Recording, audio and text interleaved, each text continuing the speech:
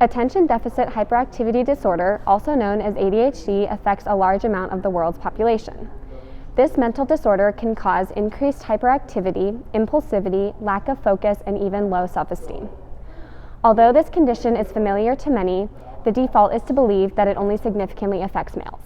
Due to lack of research, insignificant awareness, and the normalization of dismissing the ways in which ADHD presents differently in females, this disorder often goes unnoticed and untreated. The ADHD stigma significantly affects females and causes issues with treatment as well as pushes the pressure to fit into a mold. Senior Julia Leach was diagnosed with ADHD in kindergarten, and the challenges she has had to face have stuck with her for her entire life. But it started to affect me more when I started entering grade school, first grade. I was a lot different than other kids, just because of the way my brain worked. I was louder, I was kind of obnoxious, but it was just the way my brain worked. I wasn't on the right meds at the time. It affected me in the way that I was just seen different. I was the outcast. I was the one who was behind in reading. They didn't know how to deal with it at the time. These struggles appear in school, activities, and everyday life for all people with ADHD, but specifically females find different struggles. They often go undiagnosed on many occasions due to their symptoms being written off as a feeling or a trait, such as the female being described as forgetful or talkative. In reality, these characteristics are a direct result of a chemical imbalance in the brain.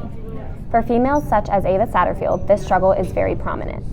Because I've been talking to my doctors about some concerns related to ADHD since I was probably in 4th grade. It wasn't until my dad got a diagnosis a year ago that it started being taken more seriously and stuff, and they actually started looking into it as ADHD instead of anxiety. So I got diagnosed with inattentive type ADHD, so it's just hard to pay attention to things and remember things. And a lot of times in rowing I've experienced, I get distracted when my coach is telling us what we're supposed to be doing, and then I have to ask my teammates.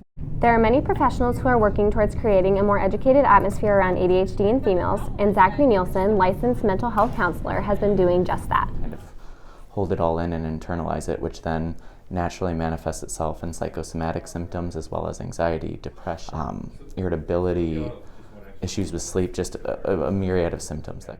Because people don't necessarily think to look past those social stigmas, often it's generalized anxiety disorder, adjustment disorder, and that could be a comorbid thing. But if you start treating the actual symptom that you're experiencing and the actual diagnosis, you're better able to provide treatment to that person holistically. For Pleasant Valley Spartan Shield, I'm Anna Thorne.